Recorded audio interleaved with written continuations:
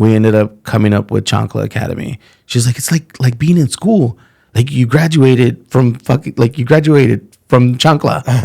And I was like, from the chanclazos. Yeah, from all the chanclazos. You're an adult now. Like now you get it. Yeah. I mean, all of the struggles that I like went through really changed the dynamic of how I raised my family and my kids. And they're much better people today because of it. Because of my struggles. They saw me struggling. They're just like, fuck that shit. About doing stuff for my community and started really because I meant it. Right. You know, I wanted to see people like me who didn't get opportunities to grow. I can't fight him, but I got to pull this guy. I mean, I've been abused and shit. Like I've been through so much and kind of like lost track of where I was going with that because I get a little heated when I talk about it. But I feel like my grandmother, like, you know, came down and said, no, it's not your time yet. Like, not today. Not today. You're not going to come up here and bother me. I wanted to do all these things. I wanted to be an entertainer. Yeah. And this was my opportunity to do that. And I was like, either I have it or I don't have it. Chancla Academy has like changed my life, man. Like drastically. Like I haven't had to work a regular job in the past 4 years because of it. Hey, welcome to Too Hard, Too Fast podcast. In this episode, we're with Joe Coronado, the one and only Chancla Academy. What's up, everybody? If you don't know Joe, if you don't know Chancla Academy, you've been under a rock, especially if you're in San Antonio. Because this guy, he definitely has a huge following everywhere. So I am happy to be here. I'm happy that you took out the time. I'm glad that you finally invited me onto your podcast because I see you recording everybody else. I was like, why doesn't he reach out to me? Now, honestly, we can get into that a little bit. But what I also want to talk to you about is your growth. You know, it's really, especially because you are a San Antonio guy from the West Side, right? At least that's what you tell us. Yeah. No. And It's cool to me because I'm from Eagle Pass. I was born in Mexico, grew up in Eagle Pass, small town. So for anything cool to happen there, it was like it happened in San Antonio. Yeah. But San Antonio sometimes can be a little lame, but but no. So when I see somebody that's blowing up and doing their thing and enjoying it and just, for the lack of a better word, blowing up, doing good for the community. Yeah, it's really cool, and so I kind of just wanted to talk about that as well. Talk about your stand up. You know, you obviously just took a big leap. Mm-hmm. We're talking about that, your rock festivals, and we'll just see how it goes. Yeah. No, I'm totally down. So I'm ready. So let's sit back, buckle up. Let's go too hard, too fast. Hey. Hey, this is Joe Coronado of Chancla Academy, and I'm going too hard, too fast.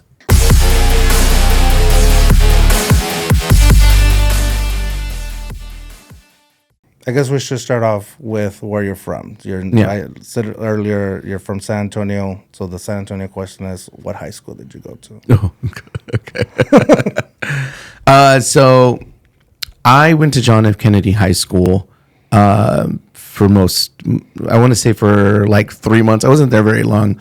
I ended up, me and my wife were pregnant at a very young age. And school was a priority for us, but she ended up finishing school. She graduated out of Churchill High School. And I was working. So I really wanted to get my education back. I wound up just getting going through a GED program. And then that GED program allowed me, because I wasn't like even 18 yet, and they allowed me to go back to school. And we went to Clark. I didn't even get to walk the stage, go to the school, like nothing. It was just, this is your home school, and we're going to give you a piece of paper that says Clark on it. That's it. You're not going to walk the stage or anything. So luckily for me, I was able to finish high school, but I really wish I could have finished it at John F. Kennedy High School, because that was the hood. And the statistics back then of like graduating high school period, especially on the West Side, were like really, really low. Like not very many did. And then if you did, you kind of got pushed through just because they're like, oh, you're going to be like 19. We got to get you out of school. Yeah. You're still here. We need to get our numbers up. Fuck it, you can't read, but you can, don't do it here. Eventually you'll learn. Yeah. But yeah, I went to John F. Kennedy High School, and that was like the last physical school I went to as an adult. So Fair enough. Okay, so that's really cool that you even took the effort to get your GED. yeah, you have to. I mean, I was told that an education is a good thing to have, and I did. And for the most part, it's not something I regret getting because I feel like through our teenage years we have to have something. We have to have some kind of education. But I haven't even used the damn thing. Yeah. Like all the jobs I've gotten weren't. They were very level entry jobs, and I just kind of like worked my way up. I still kind of laugh at my sisters because they got their diplomas and stuff, and they went to college, and they work in warehouses. So I'm just kind of like so confused. I'm like, I don't know how this works. But yeah, man. I mean, education is important. I think everybody should have some kind of education, whether you finish high school or you don't, but get some kind of education, whether it's a vocational job, something that you love to do, and it'll help you out in the future. So what was the plan right after getting your GED? You said you got pregnant early. Mm-hmm. What did life look like, or your future look like at that moment? Yeah, man. At that time, I was kind of really going through a lot with my family and kind of being a kid, having a kid, and there were some decisions that were made as to why we had a kid, but I was still growing up. I didn't really know how much life was going to impact me in terms of financially, morally, having to be responsible. And that took me a long time to kind of figure out until, my son came into the world, because before he was born, I was just kind of still whatever. Yeah. But when he came into the world, it really changed a lot of aspects of my life, because it's okay, now I really got to get my shit together. I don't want to go to work, but I have to work because I have to support this human being that I brought into the world. But then at the same time, I still had this, rebel phase where I would go out and drink with my friends still and do those things. And over time, I learned this is a waste of my time, complete waste. I shouldn't be doing any of this. But life got better. I mean, my son is 21 years old now. He graduated from high school. He graduated John F. Kennedy High School. Now he works for an amazing company called Holdcat. That kid, he's on the spectrum, but he's in a management position right now. And that guy makes more money than I have ever made in my entire life. So I saw his paycheck. I was like, oh, how are you making $2,600 every 2 weeks, buddy? But yeah, no, I mean, all of the struggles that I went through really changed the dynamic of how I raised my family and my kids. And they're much better people today because of it, because of my struggles. I don't put it on them. Yeah. It's just hey, this is what I went through. So I'm going to make sure I can show my kids not to learn how not to struggle. And instead of me shoving it down their throat, you don't know how hard I worked and instead I just showed them that I was struggling. And they looked at that and they said, I don't want to go through what Dad went through. So I'm going to do better for myself. So I would struggle on purpose in front of them so that they could learn. And they did. Now I have an 18-year-old. As to before, he would be I'm not going to get any job. And now that he knows he wants money, he's got a girlfriend, he's got friends, and he wants to participate in the world. He's like, fuck it, I'm going to be a waiter at this Thai place. And then he does it. And it's cool because, he's not, both of my boys, none of my kids, to be honest with you, are on social media. They have a social media, but they're not consumed by it like most kids are. Yeah. I'm more consumed by it, obviously. But dude, they go outside and play basketball. They're worried about their future, working hard, getting stuff, just doing what they need to do. And it's pretty amazing to see that they saw me struggling. They're just fuck that shit. They got to see it versus you having to tell them. Is that maybe probably what? Because I did hate when people would say, well, we had to do this, so you wouldn't have to. And then my parents, I feel like they wouldn't do that. It was mostly my teachers. I think my dad once said, I went and did the military so that I can be able to provide a better future for my kids. Yeah. And so they wouldn't have to struggle. Yeah. And that kind of sat with me to where he said, so if you have a brain and you can use it, use it. Yeah, of course. I think for me, because me growing up, my parents always told me, well, look what I did for you, look what I did for you. But, those were things that I could not see because they were doing it while I was at school or whatever. And I didn't learn to appreciate any of the struggle. Now, I'll be straight up about my parents. my parents were pieces of shits. Like both of them are. And my dad just didn't care. He kind of like, he just didn't care about his family. So he left. My mom was just going through so much stuff, and she still very much is to this day. And they just didn't care. I think they wanted the satisfaction of being able to say, like, look what I did for you, guilt trip me. And then like, so I could be like, oh, mom. But nothing ever changed in my life. Like with my family, like our living situation didn't change. You know, our financial situation didn't change. And that was like the struggle of me saying, like, how are you saying these things? So when me and my wife decided, like, how are we going to show our kids that, or tell our kids, like, you know, we're doing this for you. Instead, we said, you know what? When we can't pay the light bill, we're just gonna be like, we can't pay the light bill, and show like, I can only pay $50 towards this, and show them that we're like freaking out because we don't want the light to get cut off. And now that my son's older and he got a job, he's been one of those, like, he hasn't wanted to move out yet. And we, you know, most Latino parents are, well, if you're going to live here, you got to give me, you know, money for rent, or, you know, we didn't want to do that to my son. And we didn't. Yeah. That's where I'm getting with this. But him himself, he's like, I don't want to move out. And I was like, why not? Get out. Like, you're 21. Like, go. Like, leave. You can do whatever you want. No, I want to be here with you guys, and I'll help you out pay bills. And he does. And, you know, I don't ask him for it. We even tell him, like, hey, man, if there's a month you don't want to pay us, you don't have to pay it. Like, don't. No, because I love the new house that we're in, and I want to stay here. And like I said, he's on the spectrum, so he's not he's not like looking for women or anything like that. He gets to we turned the garage into an apartment for him. Yeah. And he buys whatever he wants. Okay. No kids, no girlfriends. He has a $600 mask sitting on a shelf in the garage, and I'm like, I wish that my parents would have like let me, you know, kind of get my life together. Yeah. But they didn't. So, but that was part of the struggle. Dude, that's awesome. That's awesome that you're doing that. Like, and that you're not asking him to do it, and that he's just willingly to do it. Because if you give me that, then I'm not gonna pay you. Yeah. But because my mom goes, if you want to move back to Eagle Pass, you don't have to pay rent. I'm like, yeah, but I don't want to move back to Eagle Pass. I want to be where all the fun is at. So has that the ability for that? Because I know some families, they ask of their kids because they are struggling. They don't have the means, and so they do make. For instance, my wife had to start working at a very young age to be able to pay, with the household. Or I can totally empathize with that. Also, West Sider. Yeah. Here's the thing, my mom. I always say, you can make changes of your life if you're willing to do it. Like if you have the strength to get up and go hustle somebody for $20 so that you can go buy a 6-pack of beer, you can do the same thing for your family and make things better, right?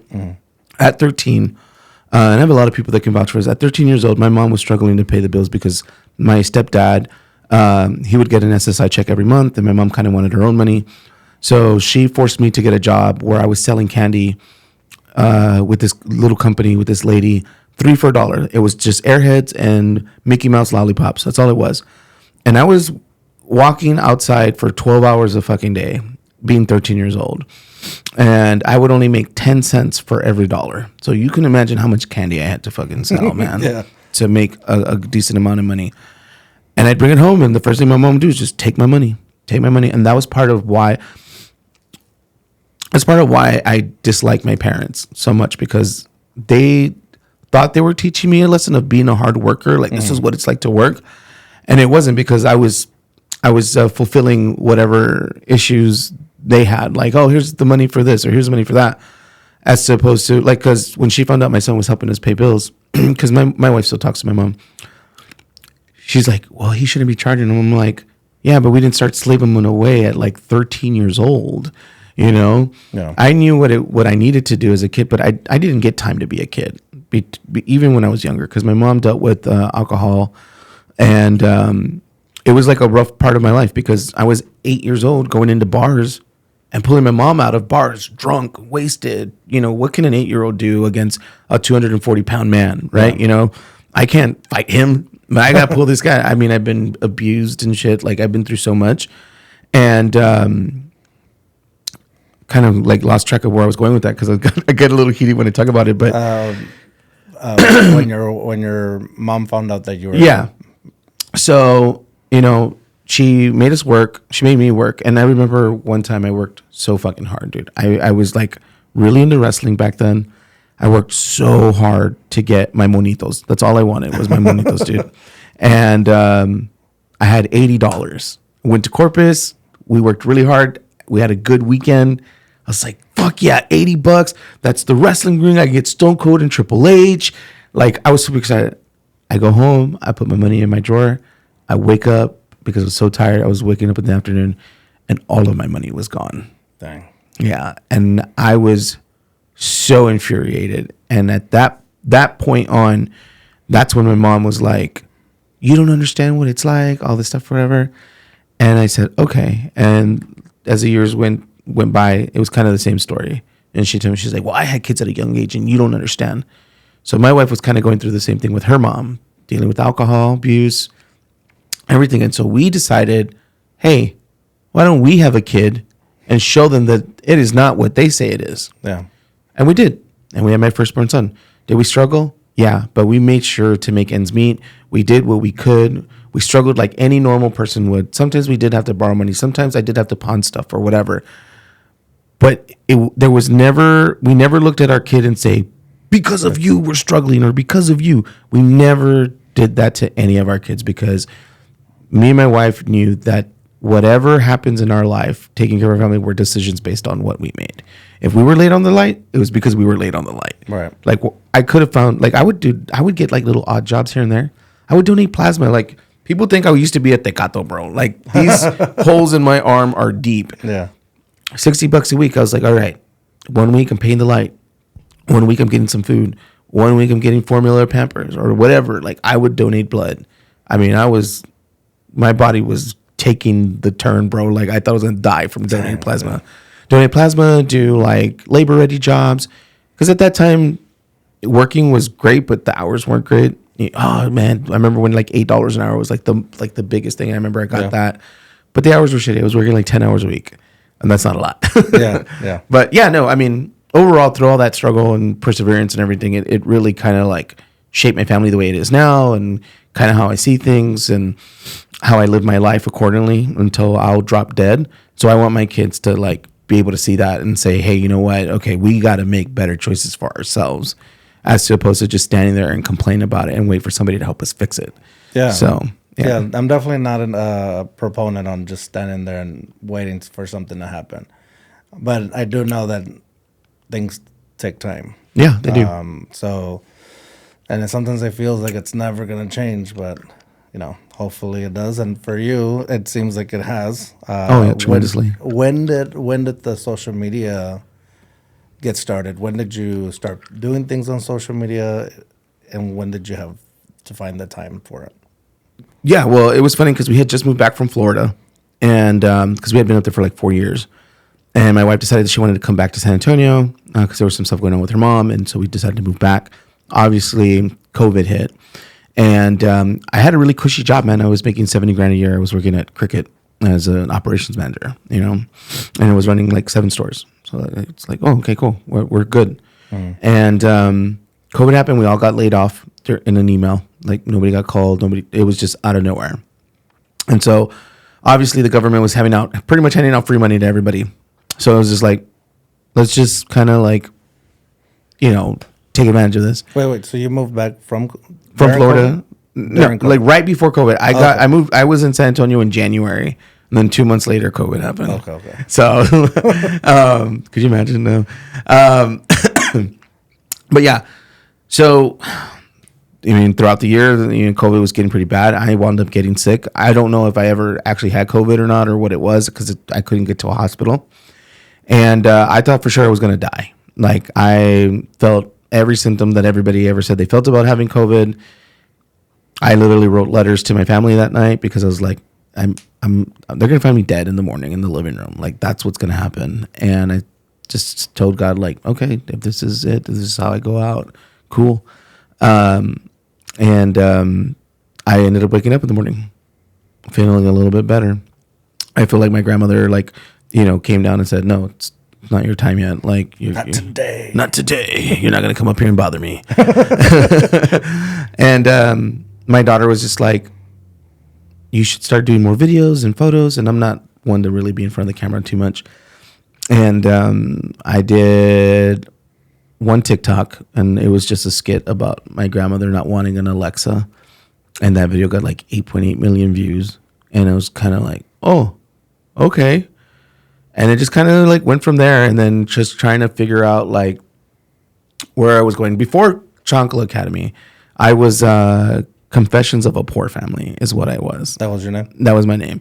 Because I was just sharing like what it was like to grow up poor. And like, oh, if you did this and if you did that, and this is how we do this now.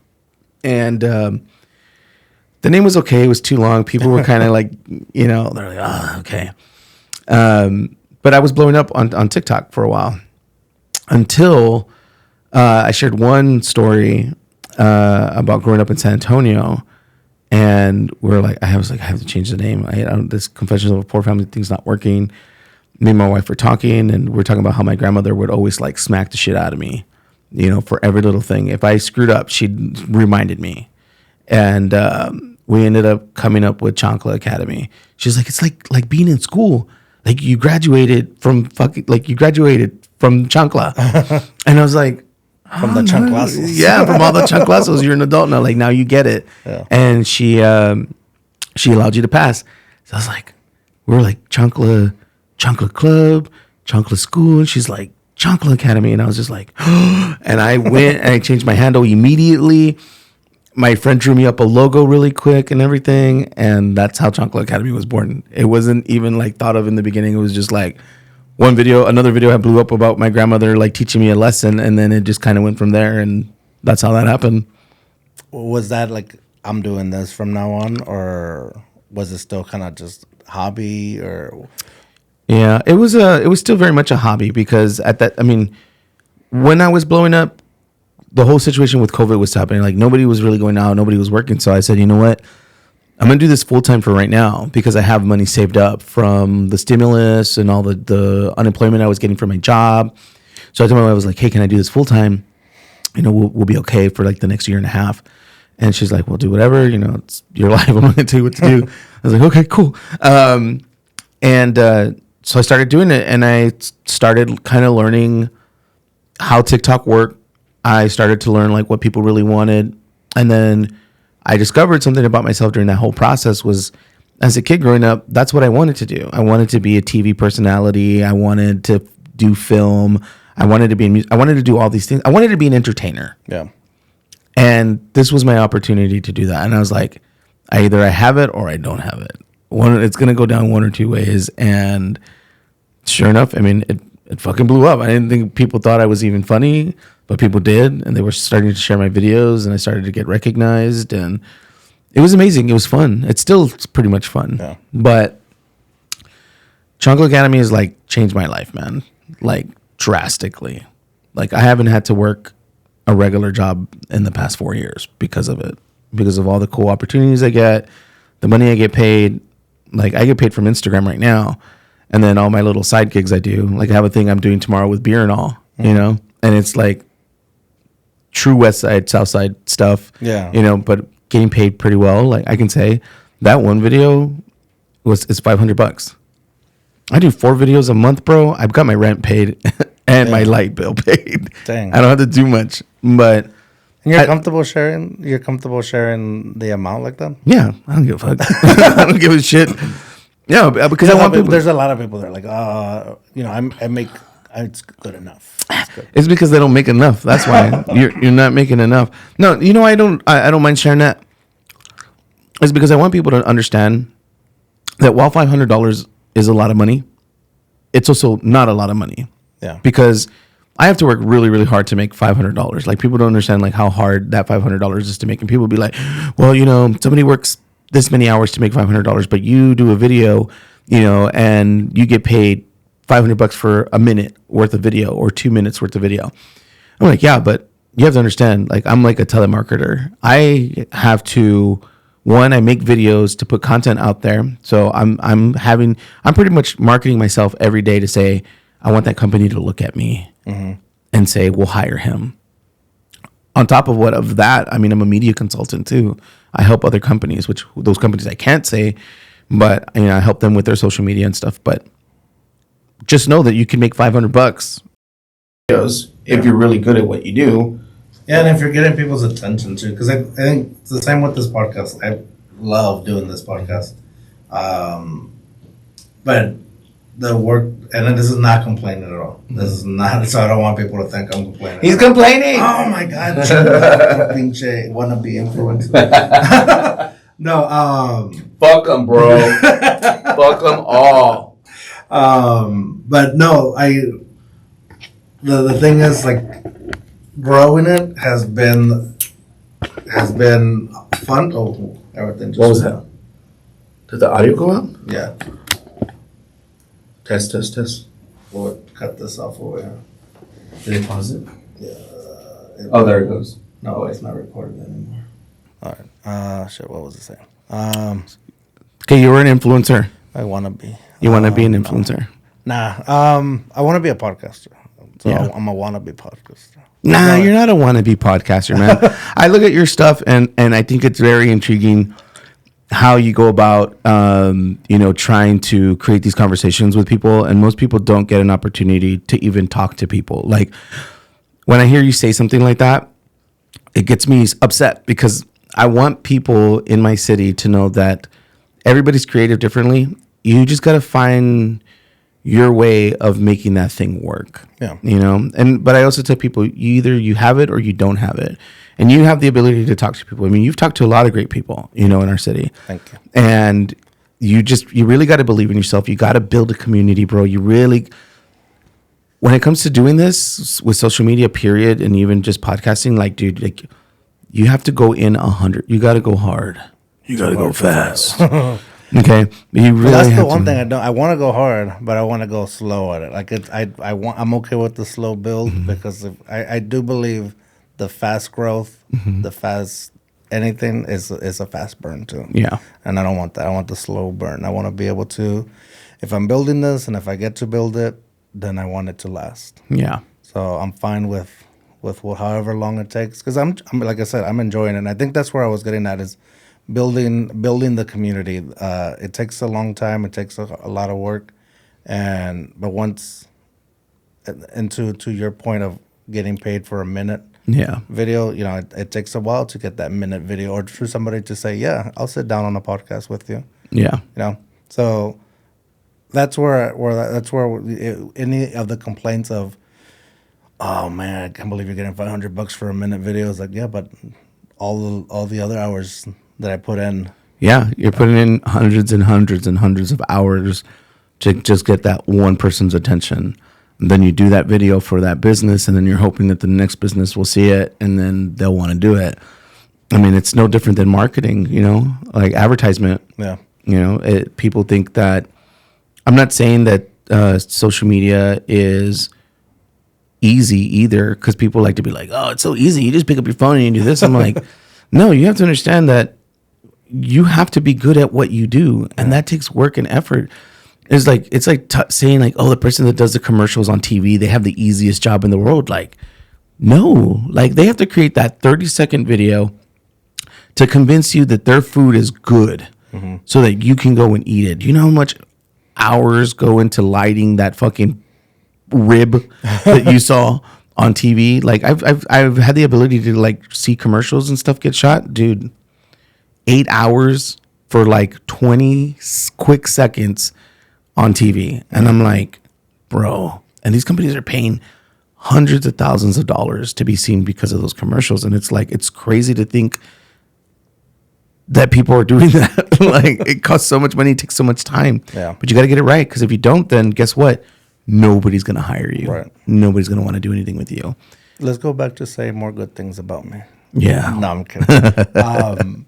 I appreciate that, but honestly, when I talk mess about myself, it's more like motivation for myself. And I've said this before, like I'm the worst compliment taker, and I am also the best shit talker to myself. Yeah. And it's all because I motivate. That's how I motivate myself. How do I get up in the morning to go work out? Because I'm a fat ass piece of shit. So, and I remind myself every day. So I go and work out, or I try to. But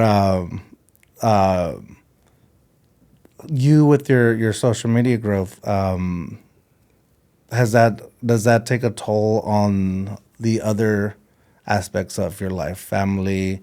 So you don't have to work a normal job, but I guess spending time with family would be my most priority to also, because I have a son, so I want to make sure like I'm meeting with people, and most of the time I still have a day job, so I still have to do my day job, do my responsibilities, and then go out and meet with people, talk to people, edit.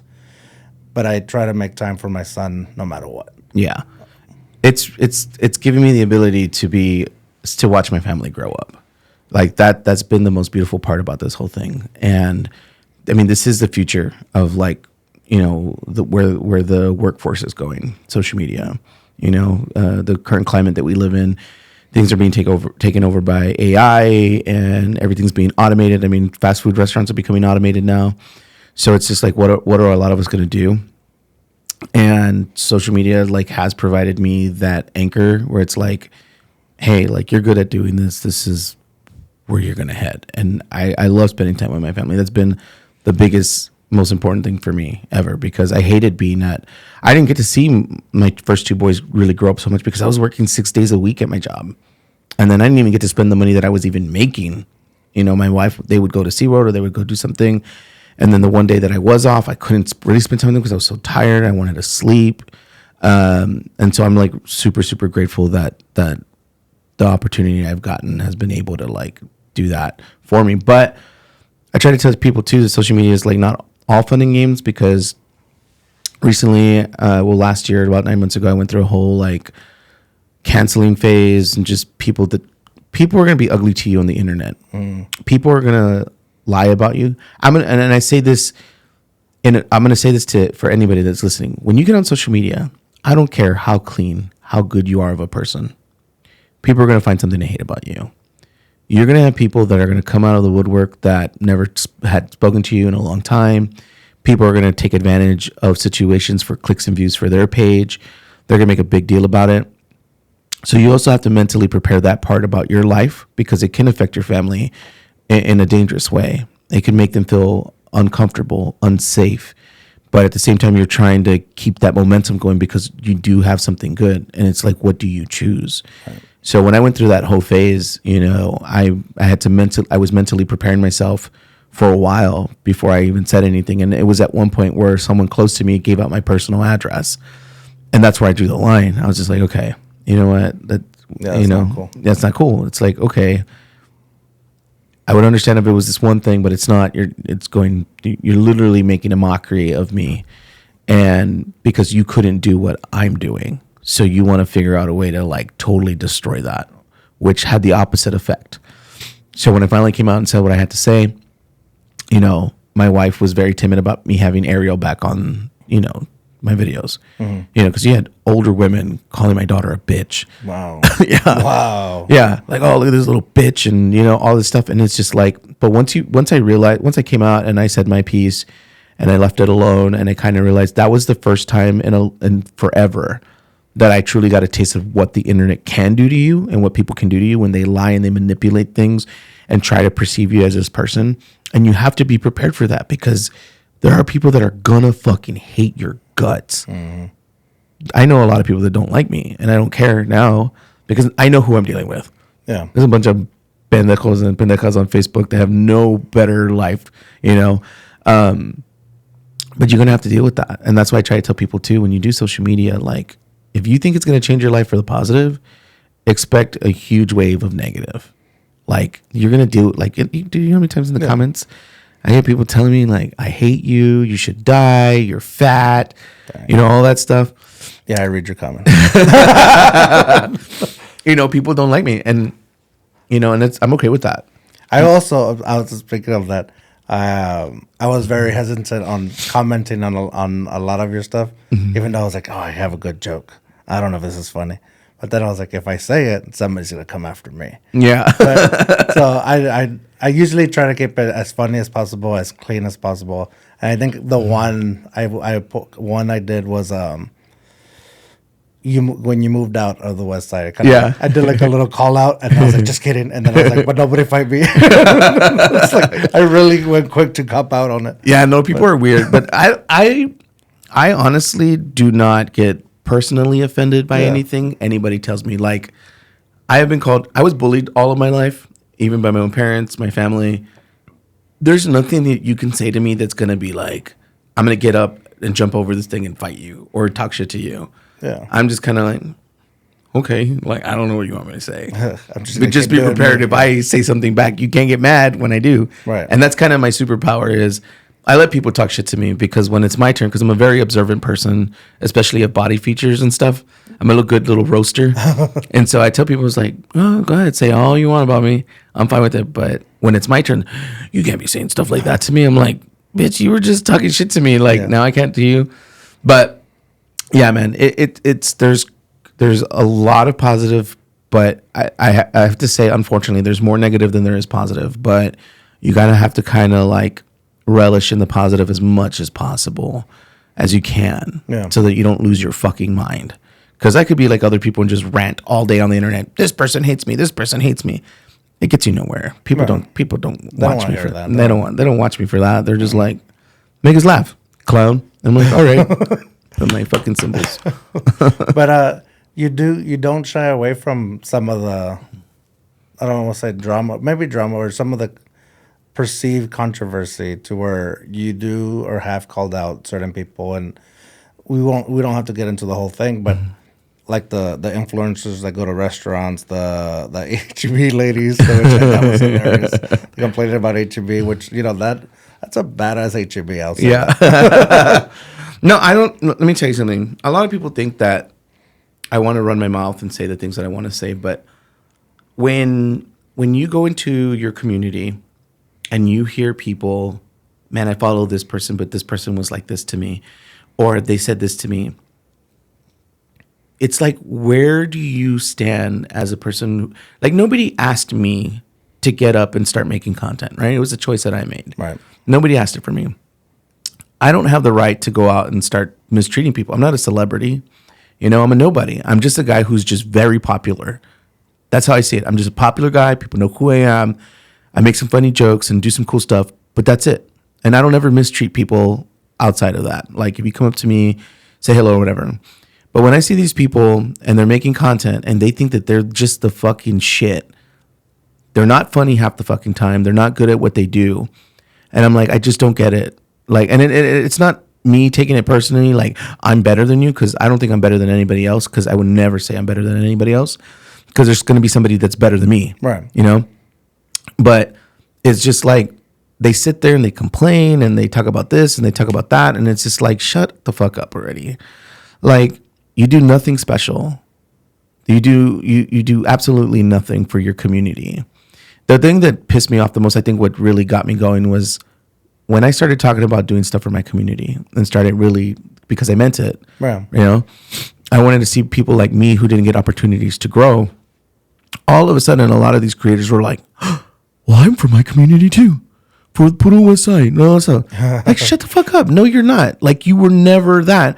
But it's because you saw that Joe was getting popular and Joe was getting credit for things. And it's like, got to do what that guy's doing, because that's what's fucking working right now. Yeah. We got to say we're for our community, but you're not for your community. You're for the views that you're going to get from your community. Mm-hmm. And then they'll go out there and they'll hand out food to the homeless, and we're doing this, we're raising, doing school supplies. There's a lot of shit that I do that you will never see me fucking post. I do not use the people in my community as content when I have real interactions. I make my jokes and poke fun of the West Side or whatever, but you're not going to see me at a school function, helping raise money for something. I'm not going to post that. There's a lot of things I just don't post because people don't need to know what I do. It's more of like that virtual signaling content. Yeah, like, oh, look at me, I'm doing something good. Yeah. And I fucking... taking a selfie while they're giving the homeless a sandwich. Yeah. I fucking hate it. But you know what? I love my city, but I think a lot of people in our city, unfortunately, creator wise, not everybody, because creator wise, a lot of these people are very narrow minded. They all the path they see is I'm going to get famous, I'm going to be popular, and everybody's going to know who I am. And it's like, nobody cares who you are. Nobody gives a fuck who I am. I have just enough of a following that maybe like 2,000 of those people truly give a shit about what I'm doing. Yeah. And that's all that matters to me, at the end of the day. But I really wish the creators in our city were a little more compassionate towards each other, and we're really trying to help each other grow. Because if we were to work together and help our community grow, we could make massive change in this city. But all they're worried about is, am I going to get a free dinner? And don't even get me started on the foodies. Like, dude, I remember I said, I'm going to do food reviews just to piss them off. Like, I can do anything. Yeah.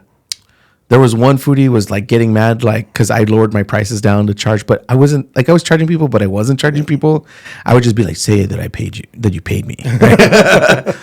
And they're like, oh, he's stepping on what we're doing and all this stuff. I'm like, no, because like this person literally told me, well, if you just walk in with a camera to a restaurant and tell them that, you're a social media influencer and show me following, they'll give you free food. I'm all like, you already own a fucking business, ma'am, and you're already as big as you are. Why do you need free food? Like, you could pay for your stuff. But not all of them are bad creators. At the end of the day, I've met a few of them, and they've been great to me. They haven't been, like, complete assholes or anything like that. But once you get into that world, dude, like, don't ever, like, want to be a part of a podcast clique or anything. Like, find people that'll fucking hype you up. Like I recently did. I found a group of people, dude. These people have like 1 million subs on YouTube. I have never dealt with such camaraderie. Like my first day there, I got invited to the Black Rifle compound, and they just welcomed me with open arms, and they just started creating.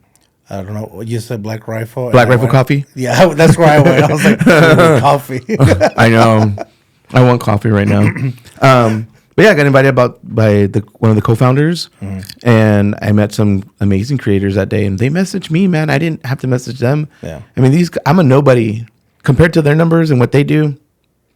Why would you want anything to do with me? Right. They reached out to me. We love your content, man. That's really cool. Because also, the reason I'm interrupting here is because it's the same. It's feeling right here. Mm-hmm. My numbers compared to your numbers. Why would you even want to? You don't probably need the little bit of followers that I have, but I need it all. I want it all. But it's the same thing. So I have that same feeling right now. It's a mutual appreciation. Yeah. So I know what you're talking about with that. For me, there's no such thing as small creators. Like I don't get the. Hey, nobody said it was small. I'm a big creator physically, but no. I always try to tell people, and I give you this advice. People are like, oh, I only have 1,000 followers. Yeah. Have you seen a room of 1,000 people? It's a lot of people. It's a lot of people. I hate when people kind of beat themselves down on how much of a following they have, or people use the following to, kind of get their way around stuff. But at the end of the day, it really doesn't even matter. It's just a vanity number. Like, man, I have TikTok's being stupid, but I have almost 500,000 on TikTok, and some of my videos get 1,000 views. Like, if 400 and something thousand people really love me, I would have 407,000 views. Mm-hmm. But I don't. And it's the same thing with Instagram. Some days I have really like high performing videos, and I get a fuck ton of comments, like 300 comments. Other days, like I posted a piece of my stand up, it only has 4 comments, but it's got like 10,000 views. That's great. But that humbles you right there. It just tells you like I'm a nobody. Because dude, the first thing people see is that number. Yeah. They don't go into somebody's content and look at it and be like, okay, let me figure out why they have 1 million followers. Some people can keep up with it and some people can't. I'm struggling right now. Like, I'm like, okay, I'm done with the like Susia content. I'm done with the Edgar stuff. I did it for a little bit. I'm already tired of it, but people want me to do more, but I don't want to do more. Yeah. So when I go to post like an original skit or something, they don't react to it the way I was expecting them to react to it. They're just kind of like, where's the Edgar? And I'm like, ugh. So you got to kind of have to please people, but you gotta treat it like the McRib. So bring the Edgar back every once in a while. He'll come back seasonally. Yeah. Well, that's how I treat the Fiesta stuff. I only do the Sucia stuff during Fiesta time. That's it. And other than that, I don't really care. Like I don't bring it up. Yeah. But people love it, man. They love when I make fun of San Antonio. And that's the funny part is I make fun of San Antonio Gacho, man. And people just, you think they'd hate me, but they don't. They're just like, oh, that's so true, man. No, man. What's a transplant? I'm not from San Antonio, obviously. I said that earlier. Yeah. But I've been here long enough to where I can appreciate, and I've seen some of the stuff that you joke about. I was like, yeah, that's funny. And that's how, honestly, kind of how I got turned on to you was my wife she sends me chingos of reels. Yeah. Chingos. And I'm like, dude. That's my wife, too. But she sent me one, and I don't open them all. Like, it takes me a while, like, for me to open them, just because I know I get under her Just skin. leave the little emoji. Yeah. Just press down on the video and put the laugh. That's No, because I do want to check it out. But I do it almost because she knows she's getting under my skin by sending me so many. Mm-hmm. So I do it. I ignore some just to get under her skin. But I saw one of your videos and I sent it to her, and she goes, "Motherfucker, I sent you that a month ago." I was like, "Oh, that guy's real funny." And so I was like, "Yeah, we follow him. Oh, I follow him already." So that's how I kind of got like started following you a long time ago. Yeah. But I don't even know why I said that story. I forgot. But It's one of those days, man. It's the day after. It's Memorial Day. it's Memorial Day. Yeah, I don't know where I was going with that. But maybe I just wanted to tell my wife, stop sending me reels. I don't know. Well, going off on that story then, on the way here, literally, my brother, who's kind of, he like watches stuff, but he's so like barely like getting into like social media. Yeah. And just literally maybe months ago got an Instagram. Oh, wow. And so on the way here, literally driving, he sent me a reel from you. I go, bro, I'm on my way to go meet him right now, actually, to go record. He goes, for real, this guy's funny.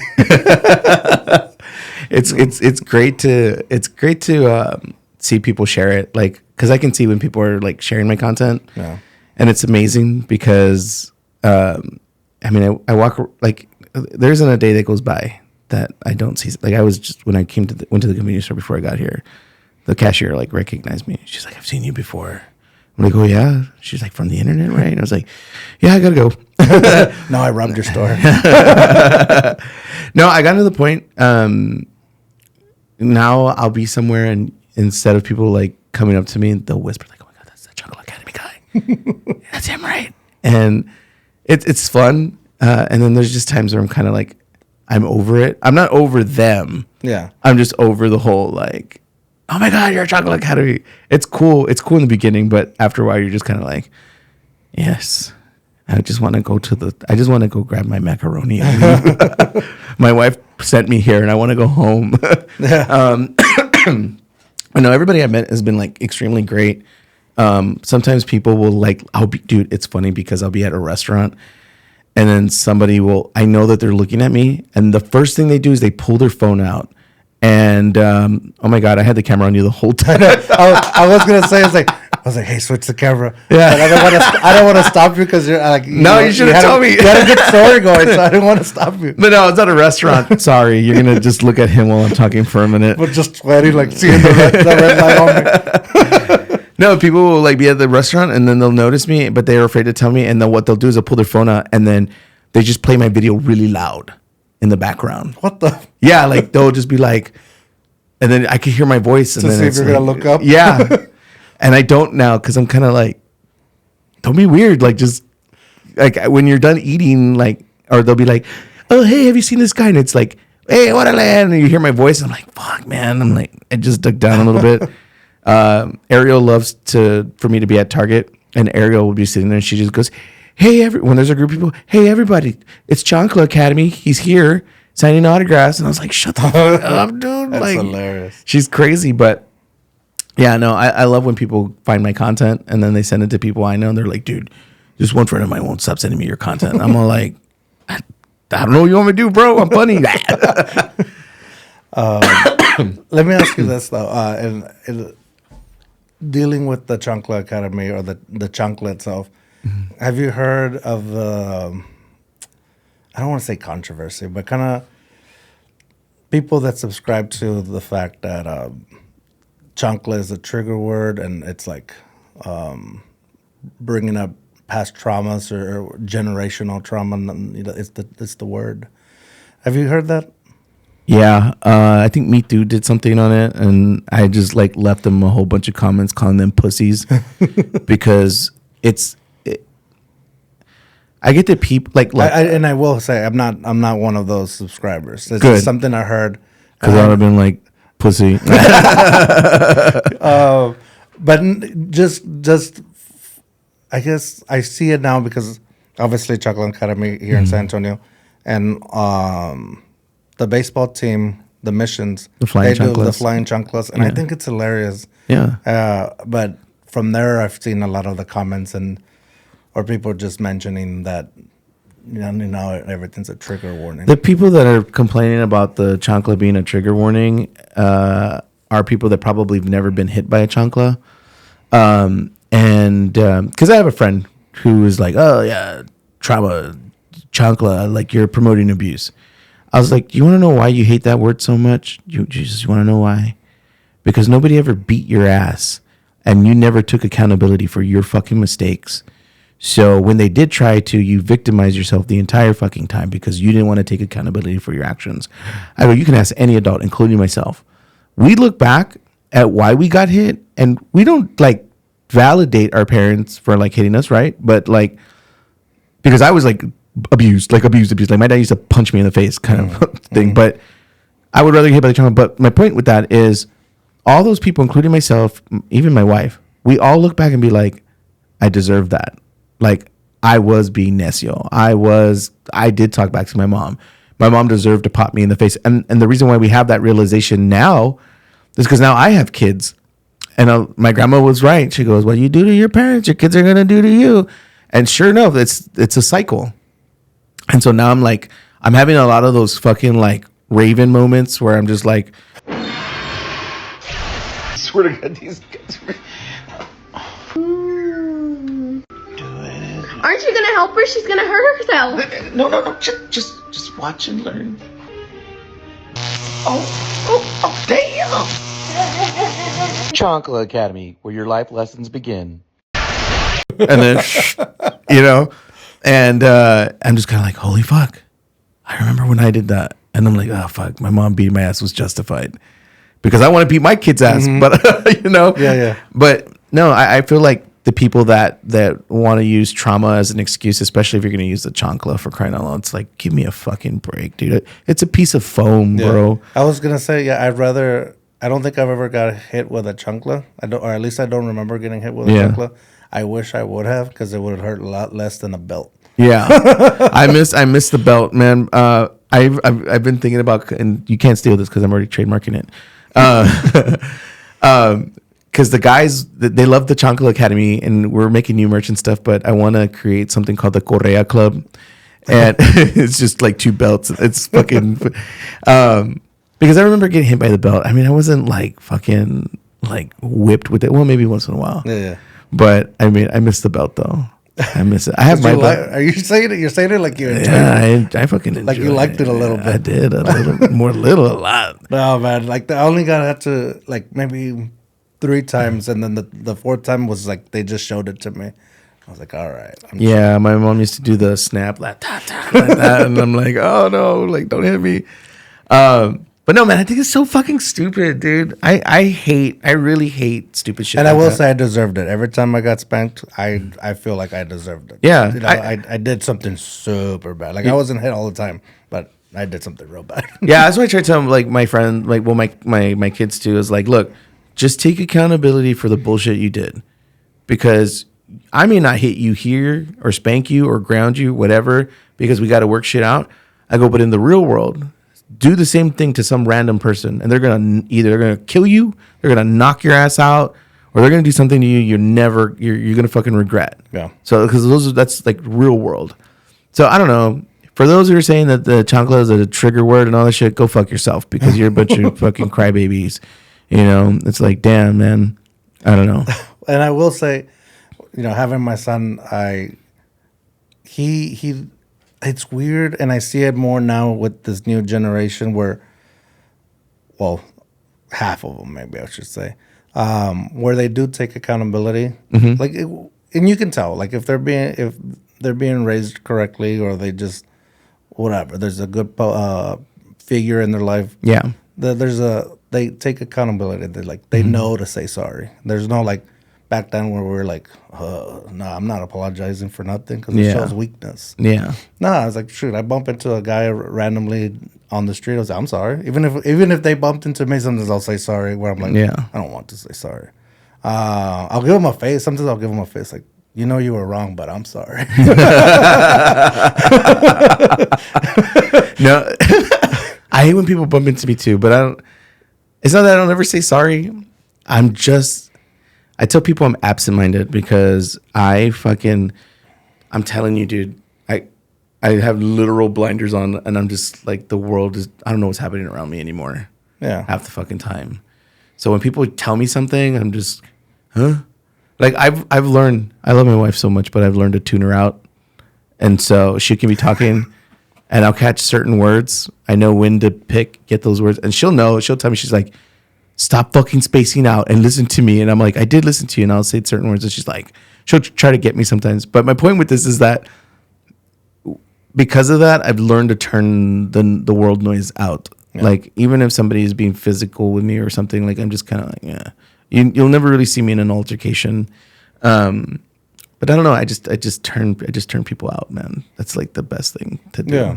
Sometimes it's easier. Yeah, it's just easier. But I hate when like you were saying, you know, we deserve the stuff that we like, getting hit and stuff, you know. I always tell people, as long as you take accountability for your actions, and I mean, if you did nothing wrong, then make your stance and say why you believe that you didn't do anything wrong, and then leave it at that, and then walk away. This is like you're saying. I mean, if you're raised right, like my kids, dude, I give them the freedom to speak, not speak to me however they want to speak to me, but to let them voice their opinions. And there's times where they know they cross the line. Like my son raised his voice at me, but like was like really, really rude. And he's like, "Oh my God, I'm so sorry. I didn't want it to come out that way." And I was like, "No, it's okay. You're valid because." And I don't want to sound like those cheesy ass parents. Like, you're valid, mijo. Your feelings matter. Because I told him, I go, "Don't be fucking yelling at me like that." And but I get where he's coming from. But I just let him like get it out, air it out, bro. Say what you got to say. And then when I come back, that's like I said, if you talk shit to me, I'm gonna talk shit right back to you. So you better be prepared for that. And it's kind of like the way it works with us. Yeah. You know, but I've never had to pull out. I've never had to hit my kids. I have in the past. I've spanked them. Like, who doesn't? Anybody that says I've never spanked my kids, go fucking fuck yourself. You're lying. You've either smacked your kid across the face, you spanked them on the nalgas, you threw something at them. Like, I hate when people do that too. I would never hit my kid. Get the fuck out of here. You know, I spanked them in the past before, you know, for doing really stupid shit. Like when I first caught him smoking weed, like I beat the shit out of him. Well, I got that belt and I spanked him, and I was like, you can't be doing this shit. You know, you're only fucking 14, you know, and I've only had to do that one time. Yeah. Like after that, it was like, fuck, I don't ever want to get hit by that fucking like leather, you know? And he does good now. I don't know if he's high now. He could probably get high now. I can't. This guy's bigger. My son is as big as you. Dang. Like, and he's got that Mongolito strength. So like, if I try to like, he'll fucking chuck me across the room. So there's no. I remember one time I had the belt and I spanked him with it. I like hit him really hard on the ass because I wanted to see what he was gonna do. And it was like in the movies when the guy grabs the metal chair and they hit the big guy in the back of the head and they just turn around like, what did you just do? Yeah. And they're just like, they just choke the shit out of you. I did that to my son. I fucking he just flung me, dude. Like I fucking hit the wall. It was fucking funny, but yeah, no. Take accountability and stop being puss. Yeah. Let's move a little bit to your stand-up. Yeah. Also, no, real quick. Also, when I said that people deserved it, I deserved it. I don't know what people deserve. I mean, they probably see how fucking scared y'all have him. That he has to kind of backtrack a little bit. Hey, put the camera on me. Put the camera on me. You deserve what you get. And own it. No. Let's go to your stand-up. You've had very successful, at least from my perspective, festivals, which I admire because that's one of the coolest things. Maybe even like the thing that I would like to dabble in, but I'm not even dipping my toes in it yet. It seems like a great idea. You've been able to pull it off with Rockfest and the Kukui Fest, but you just took a big leap into stand-up, and which I follow a lot of stand-up comedians, and I see how they put out stuff like where they're working through it, and I go to a lot of shows to where they're working through stuff, and some of their stuff, even when I find them, they're hilarious. Some of the stuff doesn't hit, and when they're bombing it, even the best are like, "Oh fuck." Yeah. What did you feel going in? Like, because you were putting it on yourself. So not only did you have to write the material, you also had to make sure you had the venue, you had the people there selling tickets, and the people were going to be there. What was that feeling going into it? Yeah, so I'll be honest with you. Olu is Liz, who's an amazing woman who does all the event coordinating and runs that part of the operations at Our Lady of the Lake University. She's the one that reached out to me and said, "I really think you're funny, and you should do a show here." Oh, wow. But here's how I kind of like just jumped into stand up. I've already been doing my bits this whole time, right? Like I've been making the content that I've been making. Those are my jokes, right? Except I'm just acting it out and putting it in video form and uploading it to TikTok. And that's kind of my way. Like I feel like social media for people like myself, like we don't get to go to bars and do open mics and stuff or whatever.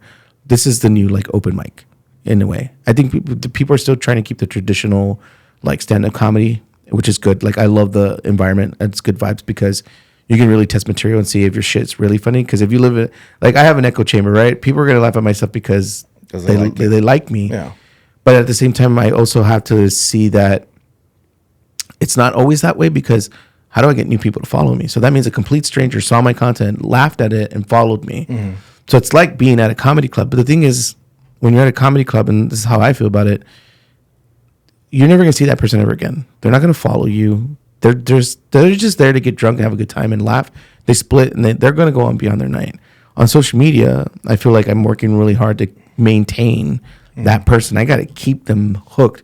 You know, while comedians are keeping them hooked for 3 or 4 minutes or whatever their set is, I have to keep them hooked for as long as they follow me. Yeah. And that's weeks and months on end, you know. But Liz believed in me, and I got to speak to a couple comics that are really good at what they do. They did an amazing job. Justin, I don't know how to pronounce his last name, but he was on a Naked and Afraid. And I saw him do his thing. He gave me some really good advice. And like anything else, you know, when you try to reach out to people, there are people that gatekeep and shit. People didn't like there were some comics that didn't like the fact that I was headlining my own show and that I've never been like on a stage before, but like I've been on the stage, the digital stage, for such a long time, you know. And I did it. And, you know, I took my notes up there. I was kind of working through stuff at the same time. But this was all stuff that they were familiar with already. So, you know, it's just me putting it in stand-up form. And people had an amazing time. Like, that's what they paid to see. They came to see that part. You know, the Sucia and the Edgars and the Abuelas and the Drunk Diaz. That's what they came to see, and that's what I gave them. You know? And people had a really good time. And people loved it. We had a family, a mom and a dad, and the daughter. They flew in from Boston to come and see me. Oh, dang. Yeah. They followed their followers. And their followers, yeah. They heard about it and they came. They went from Boston to San Antonio. I was like, oh, y'all here on like a thing? Because I'm like, who the fuck's going to fly from Boston to here, right? They're like, no, like my dad wanted to see because he also looked like my brother. And, you know, they were like, you did an amazing job. Like, good. I had one lady drive from Corpus. You know, people were taking their time. I mean, because the way I see it is like, man, they've already seen my stuff. But to see me live, do it live, I guess, is what like really put it to them. Like really said, I got to go. Yeah. And we sold out. We sold out the little arena. It was only 63 people. Some people didn't get to show up. I think only like 10 out of the 63 didn't show up because it was on a Friday. They still bought tickets to support. They either had work or their kids or whatever. But I mean, a couple of the comics even loved the idea of the stage that we had. Yeah. No, it's a nice area. I went to Our Lady of the Lake. I went to school there, and I don't remember if I did a play there or if I was just skipping class, or I don't know. But I've been I've been in that area for something. It's a nice area. Like it's a good stage. It's really close too. So Yeah. if you were bombing, they could see you sweat. Yeah. Yeah. No, I knew I knew I probably would bomb, but I wasn't like really like, dude, I bomb a lot on social media, and people make it known. Oh, this sucked, you know? So I'm so used to dealing with that. So me bombing on stage or having a little bit of silence wasn't going to kill me or whatever. You know, it's just like, okay, I just need to like redo this, say it this way maybe next time or whatever. But it was amazing. It was so good that we do plan on having maybe one or two more shows to add to that. And we could be playing in the bigger auditorium, which I don't think I can sell 300 tickets, maybe 100 because we sold 63. Yeah. But that would probably, that's going to be my biggest dream. I'll be honest with you. I think a lot of people are expecting me to jump into this. I mean, I wish you were honest this whole podcast. I've been lying this whole time. Yeah, no, the thing is that I think people really want me to do stand-up, but I'm doing it because it's something I just want to try, right? It's not, I don't feel like I could go on the road. I have a family to take care of. I can't be gone for months out of a year, going to random places and knowing that my wife's like okay with that. Like, I'm the only one that drives right now.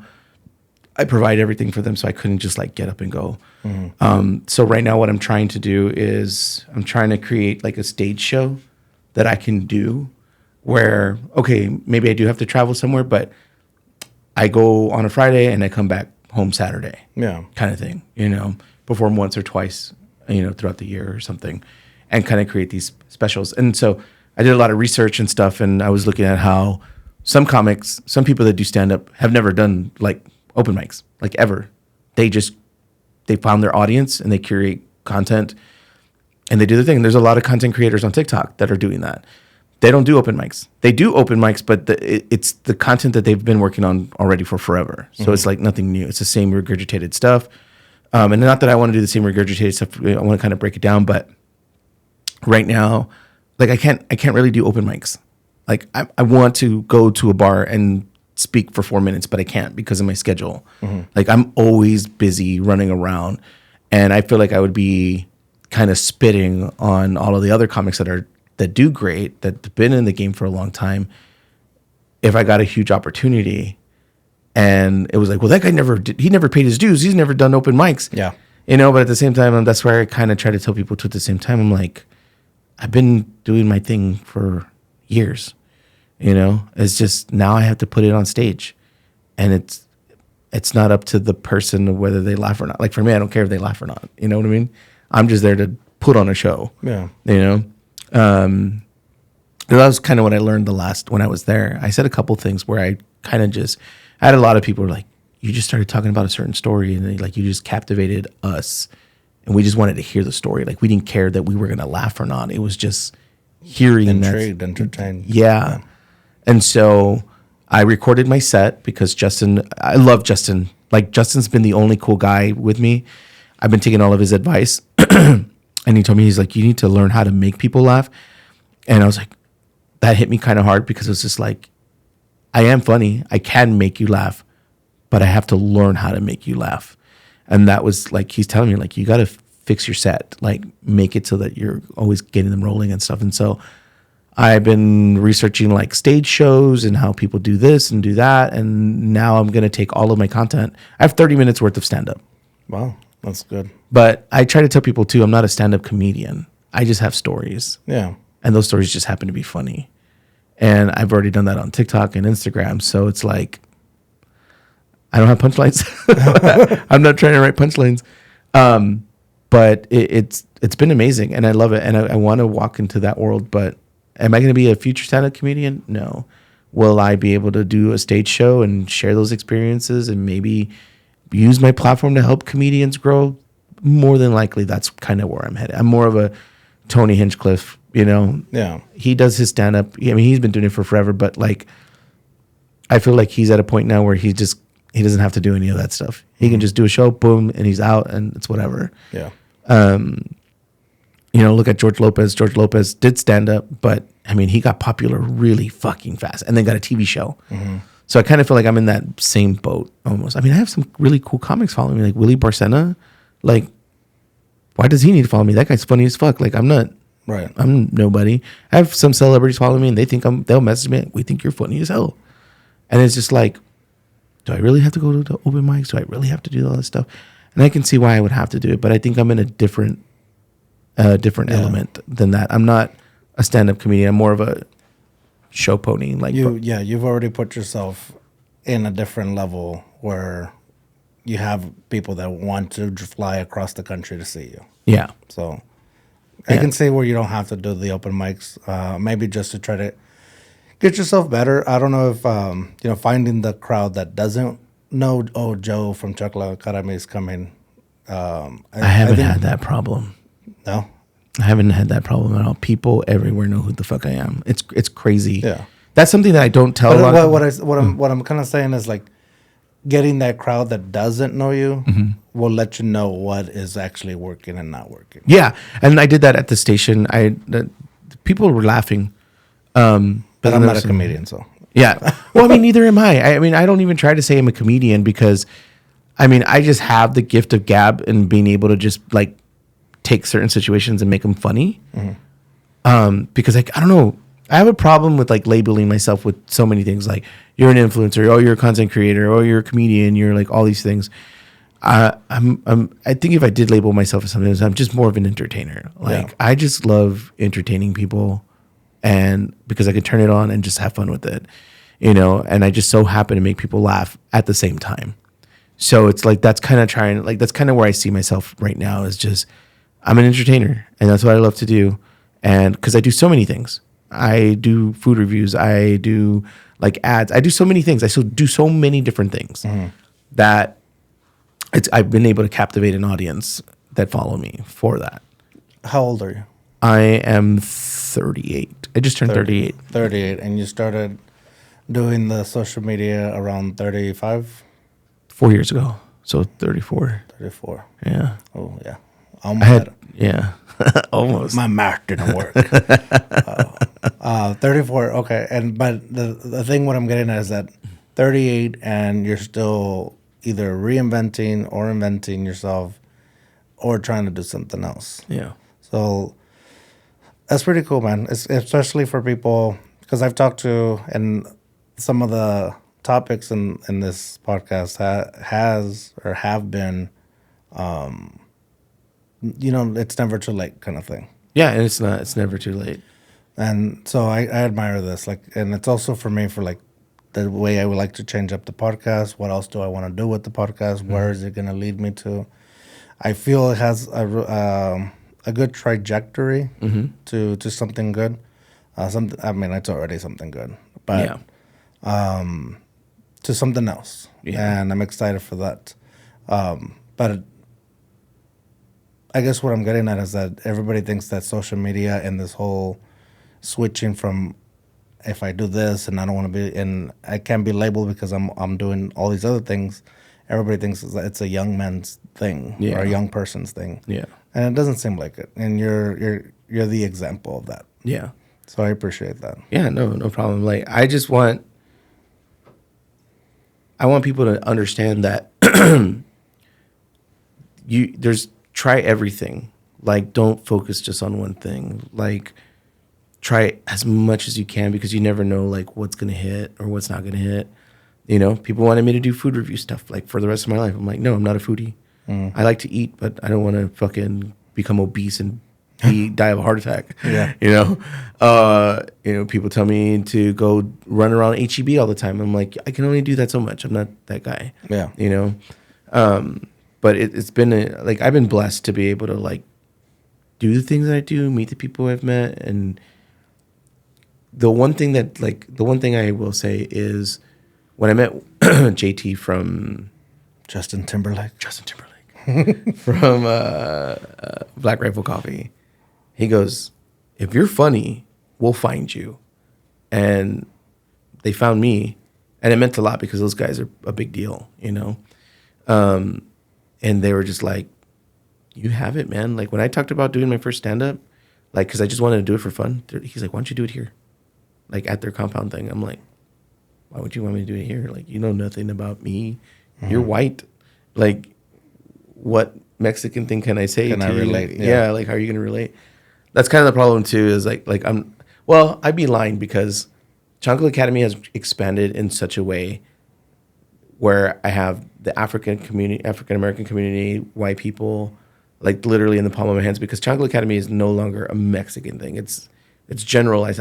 It's a poor people thing. Mm-hmm. Everything I've been through, we all have a hood, we all have a ghetto, even the white people, you know. And so people can relate to that. Yeah, they're like, oh yeah, we have those. We drive those same cars too. We eat at those same places, and that's kind of where Chancla Academy has grown. That now what we've been working out with it is we want it to be like not an official school like by the state or something. Could you imagine?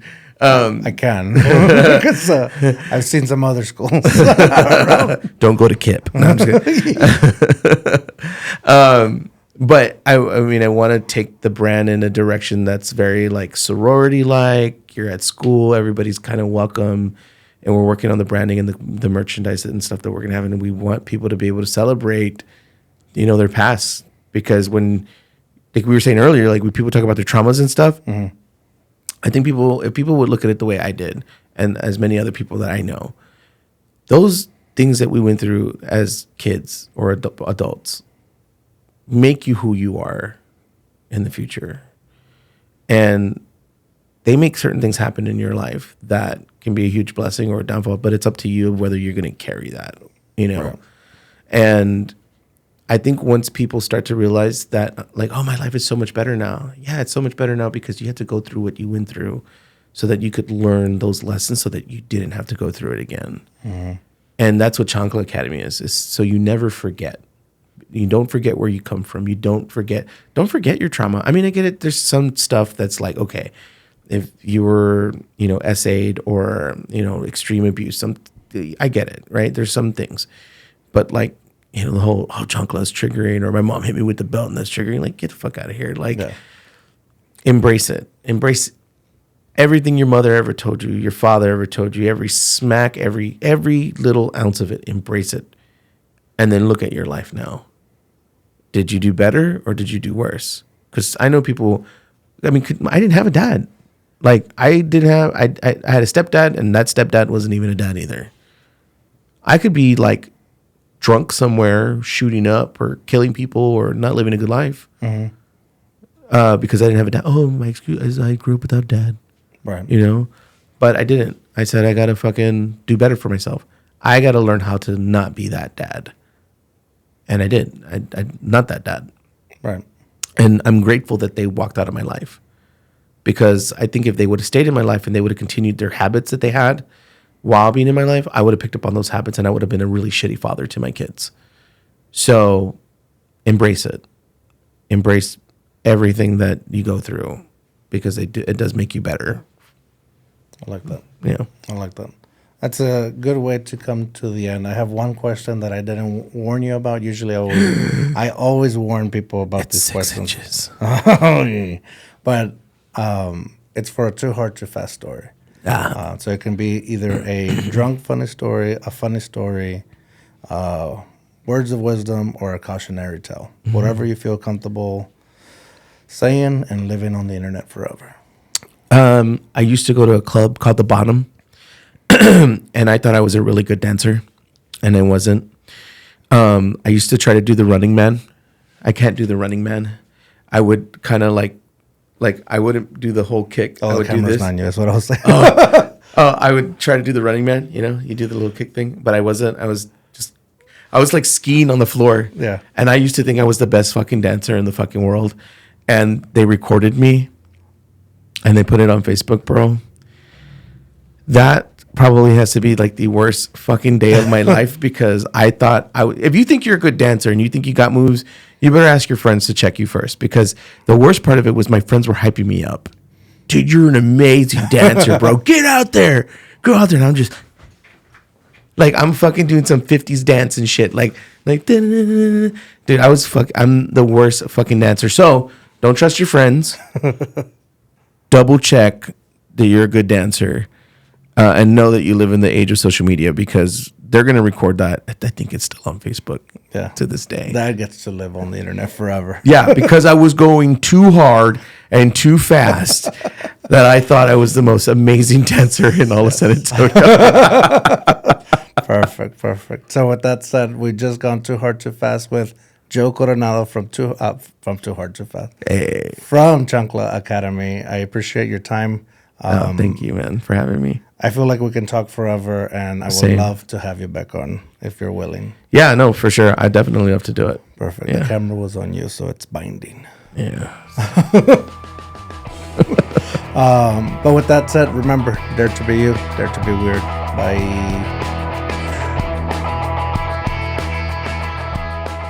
Está loco.